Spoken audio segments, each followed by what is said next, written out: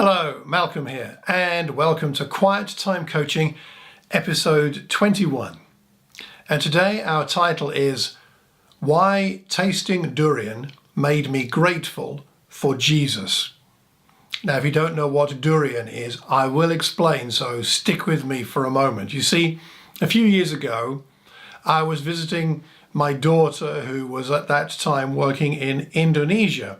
And some good friends of mine, Harlem and Vanya, stopped the car one day saying, "Oh, look, there's a place where they sell durian. We must try some. You must try some. We really like it. It's one of our favorite foods." And when they told me that John Louis, and a good friend of mine, also really liked it, it was one of his favorites, I thought, well, I must try it, not really knowing what durian was. Now, it's a fruit that's common in Indonesia and other parts of the world around there.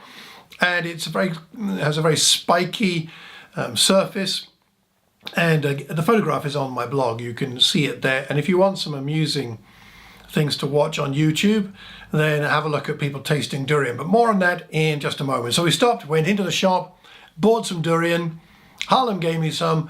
I put it in my mouth, and I can hardly begin to describe to you the flavor, if that's the right word, of what I was then experiencing. I wasn't sure if Harlem was really my friend after all. The best description I have is something like this. It tasted somewhat like rancid socks soaked in fermenting foot sweat. At least that's how it tasted to me. Harlem really genuinely likes it, and so does John, and apparently quite a lot of other people like it. But I have to say, it was all I could do to stop spitting it out of my mouth. Never again. It's the most disgusting substance I've ever tasted in my life, or I ever hope to taste in my life. However, what's this got to do with Jesus, you may well legitimately ask? Well, I tasted something horrid that day, but Jesus tasted something far worse. And of course, I'm talking about death. As it says in Hebrews chapter 2 and verse 9, let's read that. We do see Jesus, who was made lower than the angels for a little while, now crowned with glory and honor, because he suffered death, so that, by the grace of God, he might taste death for everyone. Taste death for everyone. That's what he did. He willingly tasted death. Durian, that taste came and went. But for him, I wonder if for Jesus, the taste of death remains. Even though he has victory over sin and death, he's known what it is to taste death, and it was foul. Foul to him, but more so than the rest of us. To taste something is to come to truly know it. That's why babies put things in their mouths all the time, to feel the shape of it, but also to taste it. Jesus found death. He tasted it, experienced it, and embraced it. Now, we will all taste death, of course, but not in the same way, not in the exact same way that Jesus did. His taste of death was far more profound and intense than our own. It was, you could say, a truly diabolical experience. Now, death is feared by many, by most people in fact, but for Jesus, it was far more fearful a prospect than for the rest of humankind. In death, for him, the full horrors of the penalties of sin were laid on him. His separation from the Father, as he asked towards the end of his time on the cross, "Why have you forsaken me?" That separation was beyond his comprehension, to the point where he asked God, prayed, begged, wept that there would be a plan B. Have a look in the Garden of Gethsemane, Matthew 26. He was willing to submit himself to this will of the Father, but he begged for an alternative to this death. But only by going through this experience could he defeat evil, which was God's plan all along. Hebrews 2:14 and 15, so that by his death he might break the power of him who holds the power of death, that is, the devil, and, verse 15, set us free from the fear of death. So you and I no longer need to fear death because he tasted it. Of course, for Jesus, in some senses, it was an avoidable experience. He didn't need to die for his own sake. He was sinless, of course. We have one, chapter 4, verse 15 of Hebrews, we have one who has been tempted in every way, just as we are, yet did not sin.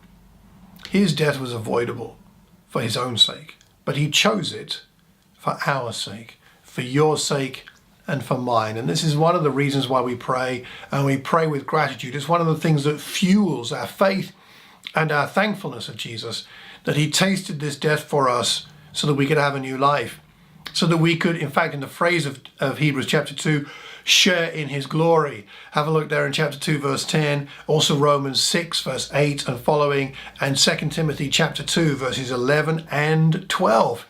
We share in his glory because he was willing to taste death. Indeed, it was a glorious experience. Of course, tasting death can't have been much fun, but it was glorious.